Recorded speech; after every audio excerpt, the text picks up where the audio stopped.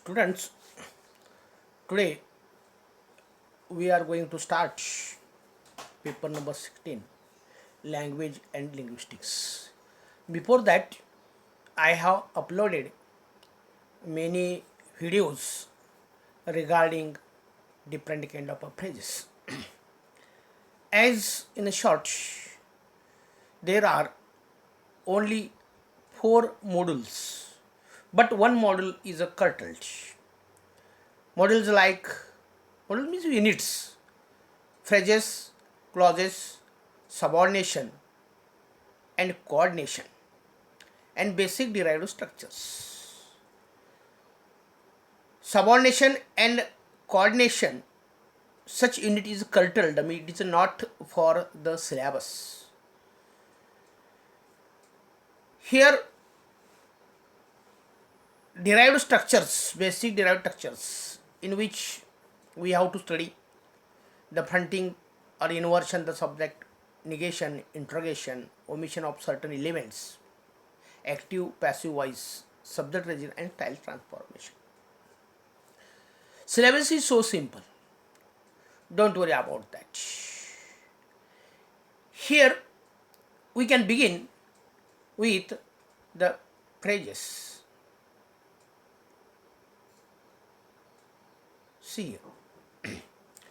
We know that since 5th standard we have been studying the parts of speech.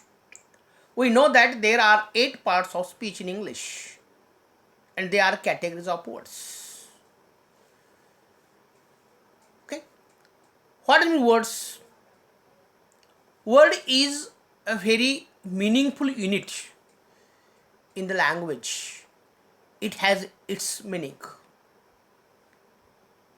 In morphology, I have given the information about that. Words are grouped together to form the next higher unit, the phrase. And the phrases are grouped together to form the next unit, that is called clause. And the higher unit than the clause is the sentence. Means there is one kind of hierarchy. First we have studied phonology. Okay. Then the morphology.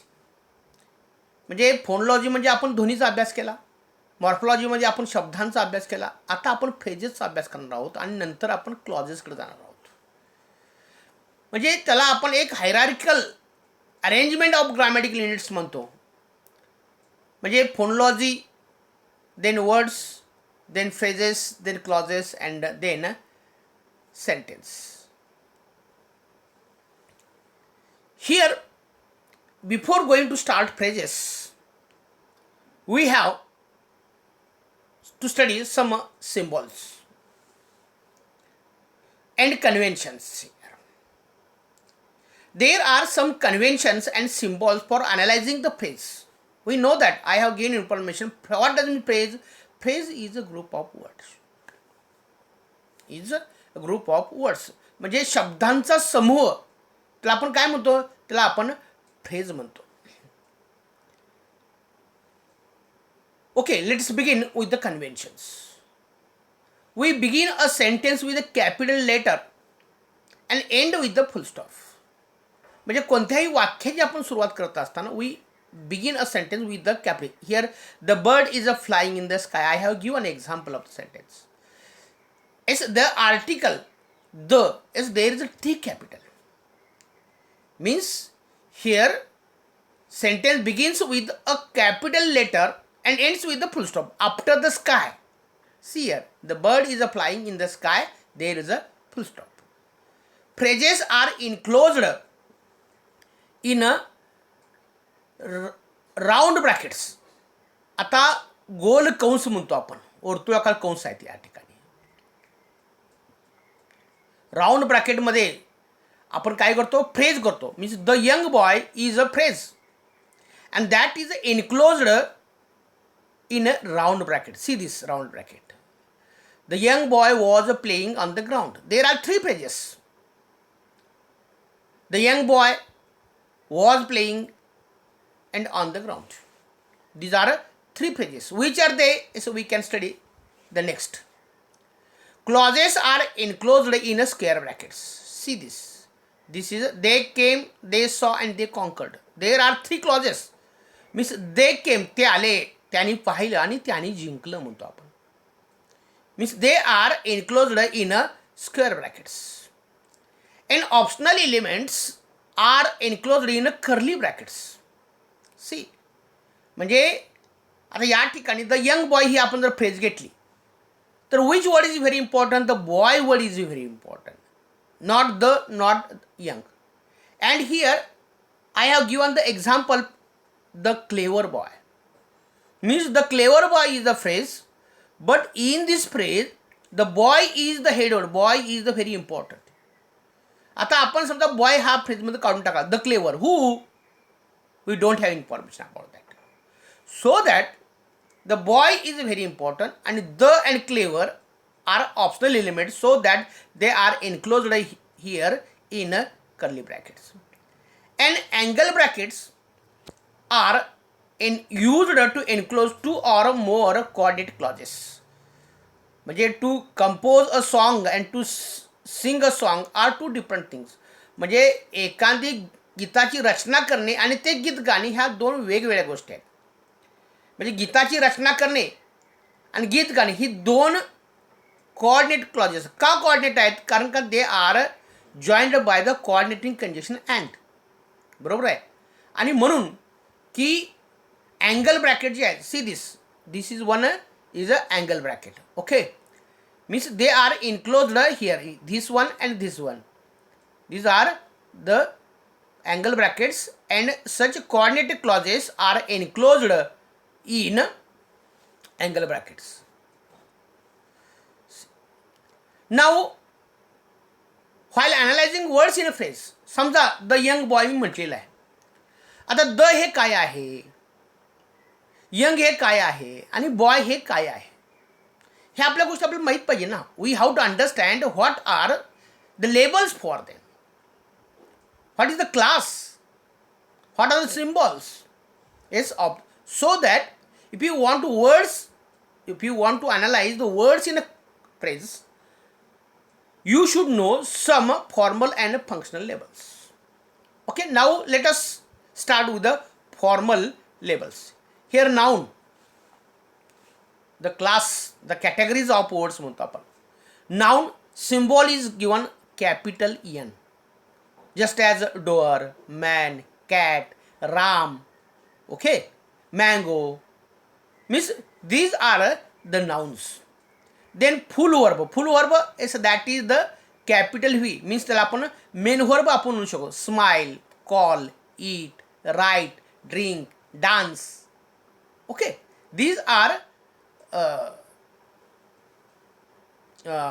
full verbs.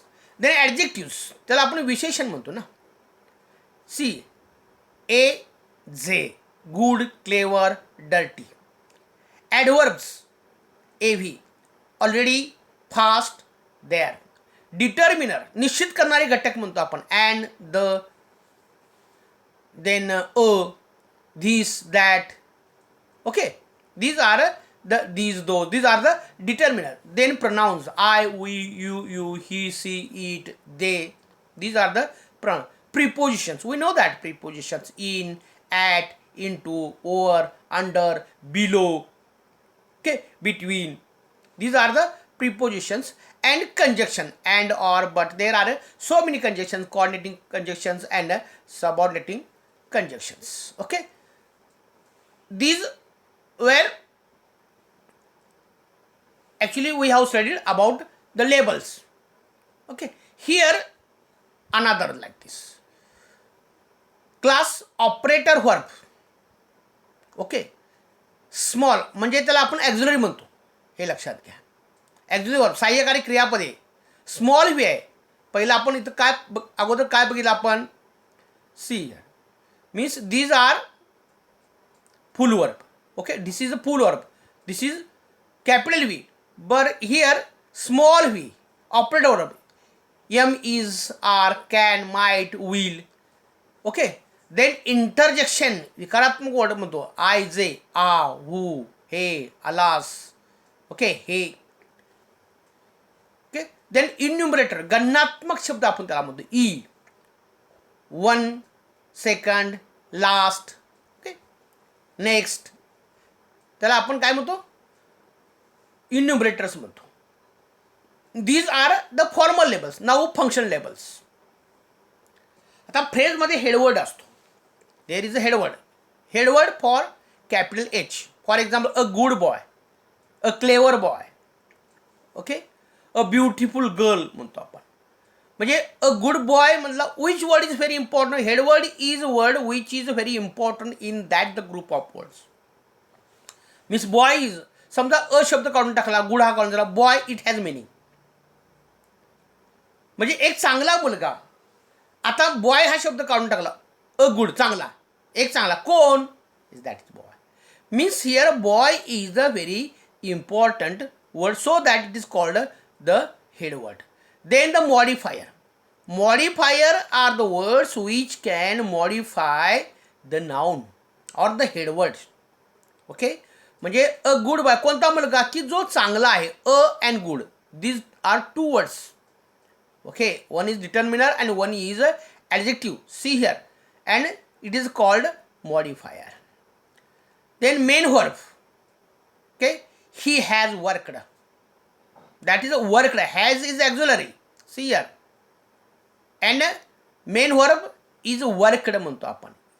I have written a letter.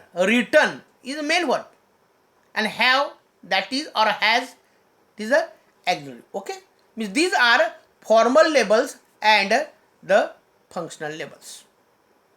आता हे आपण काय पाहिलं, what we have studied here. If you want to analyze words in a phrase, म्हणजे फ्रेजमधील आपण जर या ठिकाणी वर्ड्स ॲनालाइज करायचे असतील तर आपण त्या फॉर्मल अँड फंक्शनल लेबल्स आपण यूज करतो. आता here while you want to analyze phrases in a clause.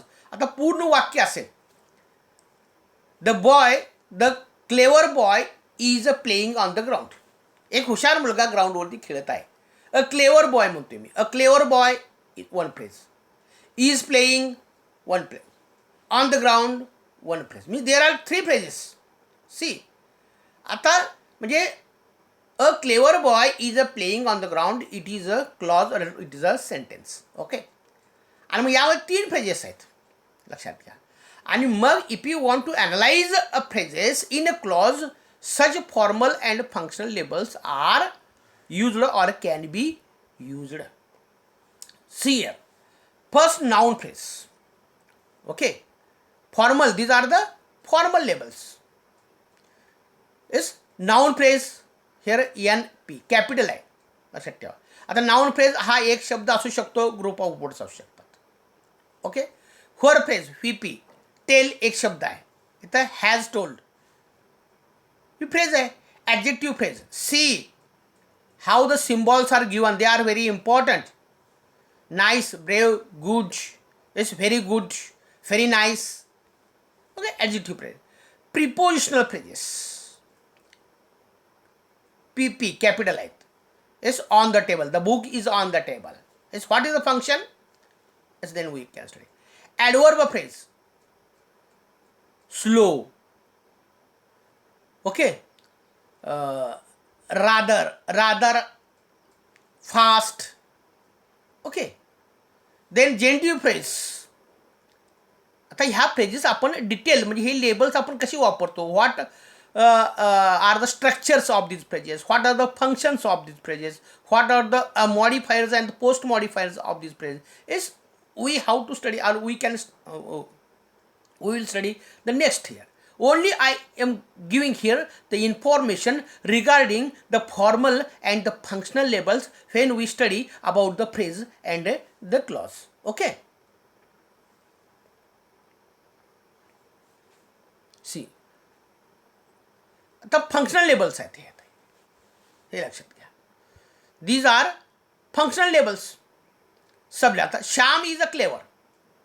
Okay. Shyam is the subject. म्हणजे वाक्याचा जो काही आपण कर्ता म्हणतो आहे तो कोण आहे? सब्जेक्ट आहे. प्रेडिकेटर म्हणजे verb. She likes painting, she sings a song. Likes, sings, this is the predicator verb. Object, object म्हणजे कर्म म्हणतो आपण. ही इट्स मँगोज. मँगोज म्हणजे त्याने आंबे खाल्ले. त्याने काय खाल्ले? What does he eat? Mangoes. म्हणजे mangoes is object. There are two kinds of object, indirect object and direct object. म्हणजे त्याला आपण प्रत्यक्ष कर्म आणि अप्रत्यक्ष कर्म. आता इनडायरेक्ट ऑब्जेक्ट किंवा object indirect, O I. Rama tells her story. To whom does Rama tell story? Her म्हणजे रामानं तिला, म्हणजे व्यक्तिरूपात जे असेल त्याला आपण इनडायरेक्ट ऑब्जेक्ट म्हणतो. आणि वस्तुरूपात जे असेल त्याला आपण काय म्हणतो? डायरेक्ट ऑब्जेक्ट म्हणतो. Rama tells her story. कुणाला सांगितली? तिला सांगितली. ती जी आहे her, might be girl, woman. ती जी आहे हे इनडायरेक्ट ऑब्जेक्ट आहे. अँड डायरेक्ट ऑब्जेक्ट काय सांगितलं? रामाने तिला काय सांगितलं? What does Ram tell her? A story. Okay, a story is a direct object. Then the complement. See complement. Complement म्हणजे वाक्य पूरक. See here, Ram is a teacher. Okay, Ram is a teacher. Ram कोण आहे? राम एक शिक्षक आहे. तर राम इज म्हटलं तर राम आहे. Means this sentence doesn't have a meaning. म्हणजे राम आहे काय आहे? नाही. अ टीचर या वाक्यामध्ये आपण जर जोडला, Ram is a teacher, Ram एक शिक्षक आहे, means this sentence has a meaning.